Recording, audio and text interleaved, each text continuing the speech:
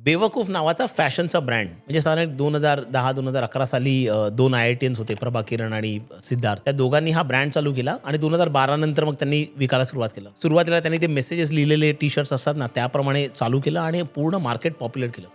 2-3 गोष्टी त्यांनी फार इंटरेस्टिंग केल्या. एक म्हणजे बेवकूफ हा ब्रँड घेतला.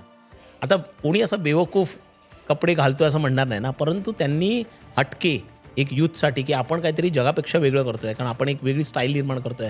अशा प्रकारचा ब्रँड त्यांनी पॉप्युलराईज केला आणि ते 3 इडियट्स आल्यानंतर इडियट वर्ड कसा पॉप्युलर झाला की आय एम ऑल्सो इडियट, तसं त्यांनी त्या प्रकारचं ब्रँडिंग त्यांनी केलं. दुसरी गोष्ट त्यांनी सोशल मीडियाचा वापर खूप केला आणि त्याच्यातनं त्यांनी आपला ब्रँड पॉप्युलराईज करायला सुरुवात केला. जवळपास 173 करोड किंवा 200 करोडपर्यंत त्यांचा रेव्हेन्यू पोहोचला होता. 173 करोडचं फंडिंग त्यांनी ॲग्रिगेटेड जमा केलं.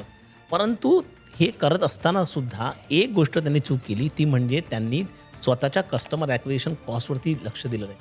आणि एक पिरियड असा आला की ज्यावेळी त्यांना ₹1 रेव्हेन्यू मिळवायला जवळपास 1.43 रुपीज स्पेंड करावे लागत होते. म्हणजे त्यांच्या रेव्हेन्यूपेक्षा सुद्धा त्यांचा मार्केटिंग स्पेंड 43% जास्त. आणि इथे त्यांना उतरती कळायला सुरुवात झाली. बेवकूफ एकवेळी जो फार मोठा ब्रँड आणि एक मार्केट लीडर वाटत होता, तो कुठेतरी 2023-24 नंतर डळमळला आणि आता साधारणपणे 175 करोडच्या आसपास 73 करोडचे लॉसेस करून आता तो साधारणपणे तग धरतो. उद्योजकांनी ह्याच्याकडनं 2-3 गोष्टी शिकल्या पाहिजेत. एक म्हणजे डेअरिंगबाज ब्रँडिंग कसं करायला पाहिजे.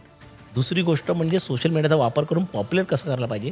परंतु ह्याच्याचबरोबर आपला कस्टमर ॲक्विजिशन कॉस्ट कंट्रोलमध्ये आणून आपण प्रॉफिट पण करायला पाहिजे. या 3 गोष्टी आपल्याला बेवकूफकडनं शिकतात.